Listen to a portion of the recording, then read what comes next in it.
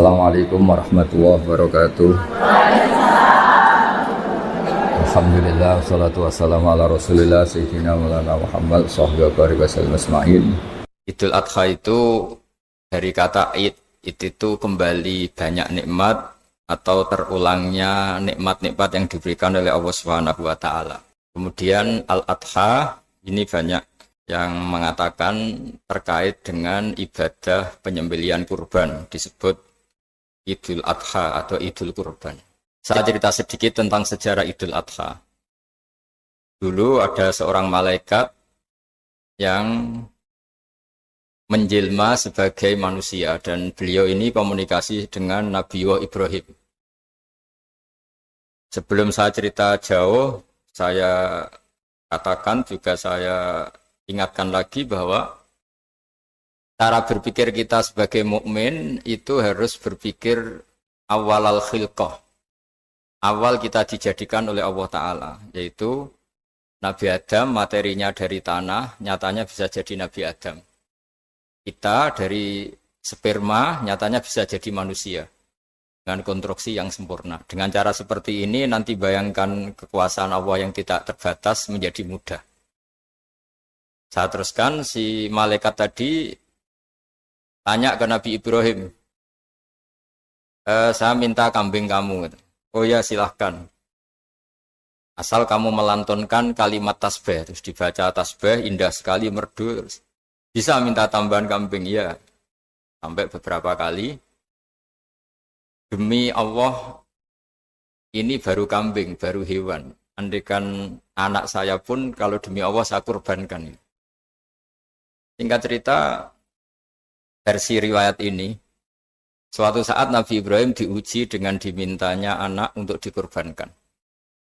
Ketika beliau atas nama seorang bapak agak keberatan, terus diingatkan ulang oleh Allah Ta'ala, janji beliau demi Allah, anak pun saya kurbankan.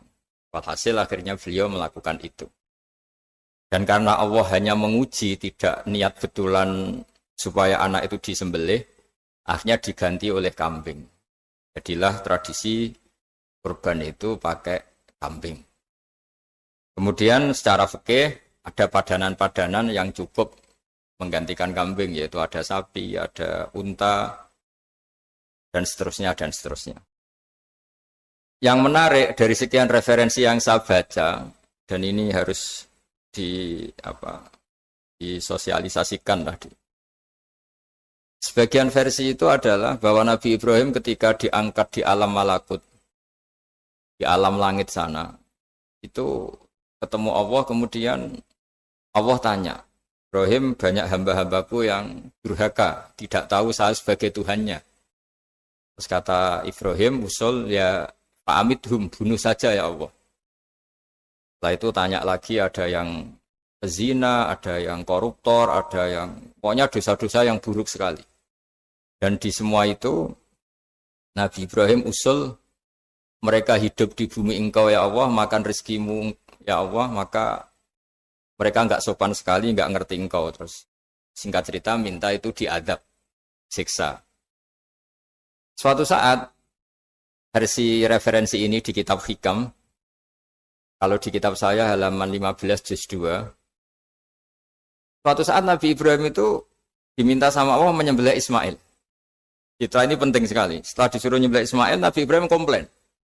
Ya Allah, ini anak saya, samratu fuadi, buah hati saya, kenapa engkau seenaknya minta saya sembelih? Enggak bisa ya Allah, ini samratu fuadi, buah hati saya. Terus kata Allah, orang-orang yang durhaka yang kamu usulkan supaya saya bunuh, itu hamba saya menciptakan mereka, dan saya mencintai mereka, karena itu ciptaan saya. Anda enak saja usul saya matikan, saya bunuh. Sekarang ketika Anda usul, saya tidak mikir. Kenapa ketika saya usul, kamu mikir? Terus akhirnya Nabi Ibrahim mau oke, ya Allah. Setelah itu, semenjak itu Nabi Ibrahim itu begitu sayang sama hamba-hambanya Allah. Sehingga dari cerita yang paling masyhur, ketika Abu Bakar As-Siddiq begitu lemah lembut sama hamba-hamba Allah yang lain, Nabi Muhammad mensepadankan dalam hal ini sama Nabi Ibrahim, hati kamu sehalus Ibrahim. Yaitu Nabi Ibrahim Beliau akhir-akhir punya komitmen faman tabi'ani fa innahu minni wa man asani fa innaka ghafurur rahim.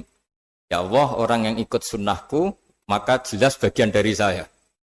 Dan yang sedang durhaka wa man asani, saya harapkan fa innaka ghafurur rahim. Engkau Maha Pengampun, Maha Penyayang. Semenjak itu menjadi sunnatan mutaba'ah bahwa agama ini agama rahmatan lil alamin, bahwa melihat kemungkaran, melihat kebodohan, ketimpangan, itu komitmen kita ini membenahin, bukan menghabisin. Melihat kesalahan, komitmen kita ini in uridu illal islaha mastata'tu. Komitmen kita ini ingin lebih baik, bukan mengacaukan dunia ini. Semenjak itu terus syariat-syariat Islam disebut anit tabi millata Ibrahim Hanifa, bahwa kita mengikuti millahnya Ibrahim. Sebab itu kemudian setelah ini menjadi sunnatan mutaba'ah, bahkan banyak ulama yang berpendapat ketika Rasulullah SAW Mi'raj, itu dari sekian Nabi Ulul Azmi yang enggak ketemu itu Nabi Nuh. Nabi Nuh alaihissalam, padahal termasuk Nabi Ulul Azmi. Itu banyak yang menganalisis karena Nabi Nuh itu pernah berdoa, Rabbi la tadhar alal ardi minal kafirina dayaro. Nabi Nuh adalah Nabi yang pernah cara Jawa maksudno kaumnya, mendoakan buruk sama kaumnya, dan itu tidak manhaj, tidak metode yang Nabi Muhammad disuruh ikut metode itu, tapi Nabi disuruh ikut manhaj atau pola sosiologi, pola dakwah atau pola sosial yang harus mengikuti Nabi Ibrahim anit tabi millata Ibrahim Hanifa. Nabi Ibrahim itu orang yang sangat lemah lembut, yang ngendikan faman tabi'ani fa innahu minni wa man asani fa innaka ghafurur rahim. Sebab itu teman-teman yang di Kanada, yang di mana-mana, kita ngikuti status ilmu hakikat. Di ilmu manusia, negara ini milik Kanada, milik Amerika, milik Eropa misalnya, atau milik mana sajalah. Tapi di status ilmu hakikat, semua itu milik Allah. Sehingga di antara ciri khas Islam adalah kalau dulu agama-agama lain harus salat di tempat peribadatan mereka. Islam mengatakan ju'ilat lanal ardu kulluha masjidan. Semua bumi Allah itu masjid, tempat sujud. Sehingga orang Islam fa'enama adrokatu sholat, kamu kapan saja ketemu waktu sholat, ya sholat. Semua bumi Allah itu tempat sujud. Sehingga suatu saat sahabat yang biasa siaha, biasa hidup di perantauan, Nabi memberi nasihat, al-bilad biladullah wal ibad ibadullah fahaitsuma asabta khairan fa'akim. Semua negara itu milik Allah, semua hamba dimanapun juga hamba Allah. Kamu di mana saja mendapatkan kebaikan, ya silahkan berdomisili di situ. Saya pernah di Korea, itu asik karena itu yang orang-orang katanya teman-teman. Saya ini di rumah itu enggak kiai, Gus. Sering di sawah, sering di Tegal. Gara-gara di Korea jadi mufti gitu. Karena nggak ada kiainya itu. Jadi orang-orang yang nggak jadi kiai di Jawa, mungkin kalau di luar Jawa atau di luar Indonesia malah jadi kiai gitu. Artinya gini, pentingnya jadi kiai bukan menjadi gagah, itu enggak, tapi begini. Dulu bawaannya rakyat itu kan kalau ke masjid komplain, ada masjid bocor, kayak ada keran yang kurang baik. Tapi kalau sudah jadi kiai itu tahu rasanya. Betapa nata masjid itu susah, ngelola masjid itu susah, nyari imam itu juga susah. Melanggengkan jamaah juga susah. Jadi pentingnya jadi kiai itu bukan gagah-gagahan jadi imam, tapi bertanggung jawab atas proses yang berjalan. Jika dulu di antara nasihat bapak saya, bapak itu termasuk orang yang nggak suka sama orang tawadhu, orang yang sopan. Dulu saya juga iskal itu janggal. Kata bapak, wong tawadhu itu apik, orang sopan itu baik. Tapi biasanya itu cara orang menghindari tanggung jawab. Disuruh jadi kiai nggak mau. Tapi kalau ada kiai salah komplain itu. Disuruh jadi menteri nggak mau. Kalau ada menteri salah komplain itu. Disuruh jadi apa nggak mau. Kesannya tawadhu, tapi sebenarnya hanya menghindari tanggung jawab. Disuruh pidato nggak mau. Disuruh jadi MC nggak mau. Tapi kalau ada orang salah komplain itu. Jika kata bapak tawadhu itu baik, asal tawadhu betul. Gitu. Tapi kebanyakan nggak. Tawadhu itu menghindari tanggung jawab sambil cari salahnya orang lain. Nah ini yang tawadhu yang akhirnya kurang baik. Nah teruskan, jadi Nabi Ibrahim ini panutan yang luar biasa. Beliau adalah orang yang alami sekian proses sosial yang akhirnya diakui sebagai Khalilur Rahman, orang yang sangat dicintai Allah Ta'ala. Di antara sebab dicintainya Nabi Ibrahim adalah seperti yang dialami Nabi Adam. Nabi Adam ketika turun di bumi, itu keresahan pertama itu bukan karena kurang makanan atau kurang minuman, itu enggak. Beliau turun di bumi mendapati bangsa yang lain, kalau dalam kitab disebut Banul Jan. Itu dia janggalnya Masya Allah. Ini orang makhluk-makhluk ini kok tidak kenal sama Allah yang menciptakannya. Kan aneh ya kalau kita hidup di Kanada terus nggak tahu PM-nya siapa, Perdana Menterinya siapa, kita hidup di Indonesia nggak tahu presidennya siapa. Itu kan aneh. Kita hidup di kampung nggak ngerti lurahnya siapa aja aneh. Ini hidup di buminya Allah kok tidak tahu Allah itu siapa. Nggak pernah menyebut Allah. Padahal harusnya yang paling dikenal pertama itu ya zat yang menciptakan kita, menciptakan langit bumi dan sebagainya. Sehingga beliau itu gerutu itu komplain. Ya Allah ini enggak fair dunia ini, engkau yang menciptakan, engkau yang memberi rezeki, kemudian mereka enggak kenal engkau. Ini kata Nabi Adam alaihissalam. Barokahnya komplain itu, jadi komplain itu yang diridhoi Allah juga banyak. Akhirnya Allah meridhoi Nabi Adam, dosa-dosanya, salahnya itu diampuni. Ya ukuran seorang nabi beliau dianggap salah itu diampuni karena keresahan beliau itu takut Allah nggak dikenal. Nah, masjid yang di Kanada di Montreal juga ketakutan kita ini jangan sampai orang Islam tidak punya tempat ibadah. Meskipun setelah punya tempat ibadah, ketakutan kita jangan-jangan ibadahnya tidak sesuai sunnah Rasul. Setelah sesuai sunnah Rasul kita takut lagi, jangan-jangan memaksa sesuai tapi karena ingin benar. Dan setelah ingin benar, takutnya secara tasawuf ngimani kebenaran itu. Bukan ngimani rahmatnya Allah, tapi ngimani kebenaran itu. Akhirnya jadi ujub. Ujub itu bangga amal diterima karena kebaikannya, bukan karena fadlnya Allah, karena anugerah. Nah ketakutan-ketakutan ini khas orang soleh. Orang soleh itu kalau nggak sholat takut. Setelah sholat takut nggak sesuai syarat rukun.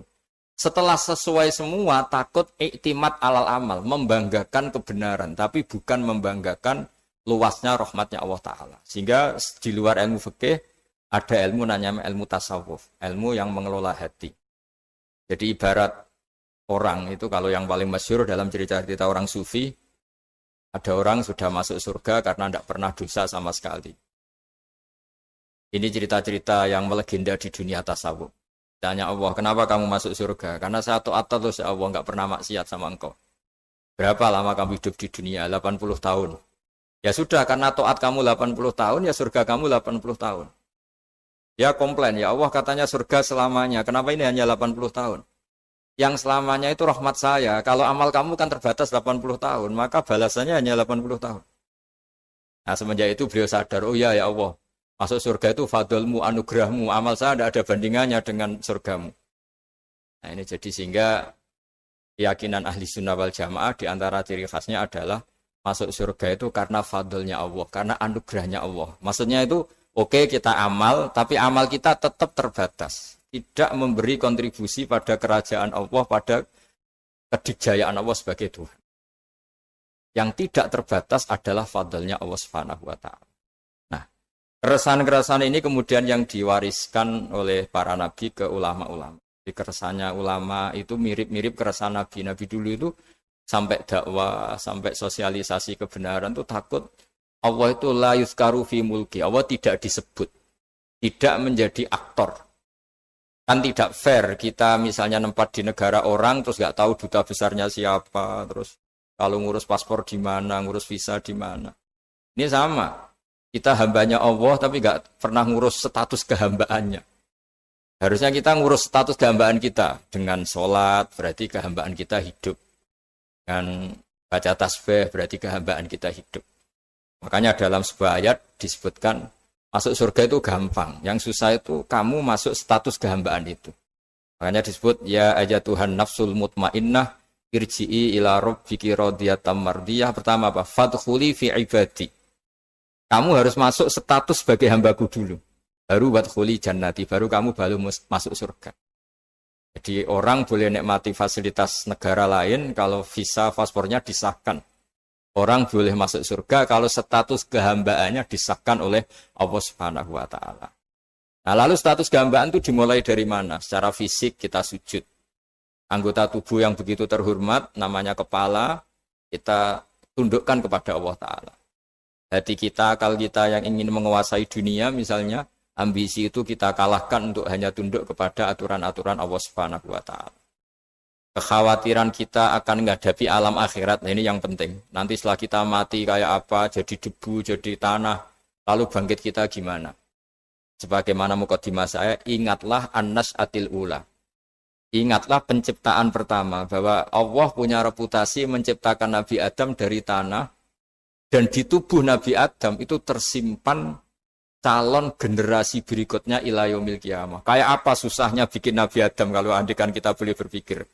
Bikin satu master manusia yang akan melahirkan manusia seluruh dunia. Ibaratnya chipnya itu sudah ada di punggung Nabi Adam. Dan itu materinya dari tanah.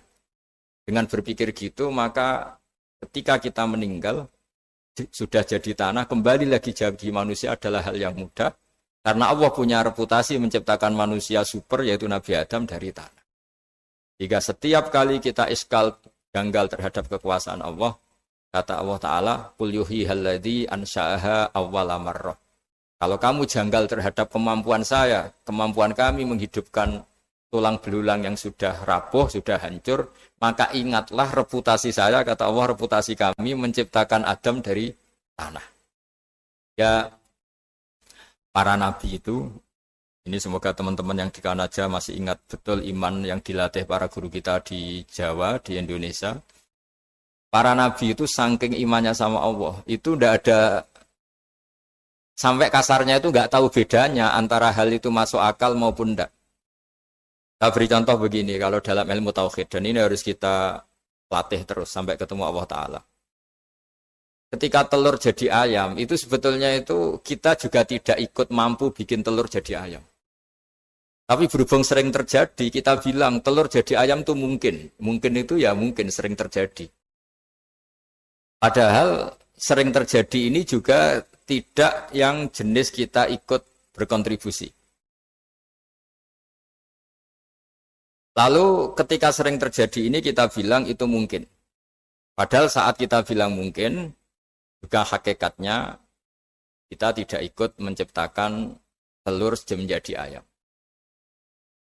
Lalu karena seringnya telur jadi ayam, kita bilang telur jadi ayam itu mungkin. Mungkin itu gak muhal. Begitu juga bebijian, nanti jadi pohon besar, yang rindang, yang berbuah, kita katakan mungkin. Kenapa kita katakan mungkin? Karena itu sering terjadi. Oh, kita pun tidak ikut menciptakan biji jadi pohon besar, telur jadi ayam. Artinya apa? Zaman sesuatu itu sering terjadi, kita pun sebetulnya tidak pernah ikut menciptakan.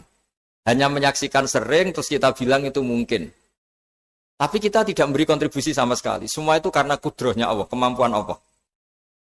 Lalu ketika ada orang yang bilang, batu ini bisa melahirkan onta. Kita bilang, muhal, batu itu tidak mungkin melahirkan onta. Tapi kalau seorang nabi itu nggak tahu bedanya antara batu melahirkan unta dengan indukan unta melahirkan unta. Karena nabi-nabi itu makomnya sudah sangat tinggi.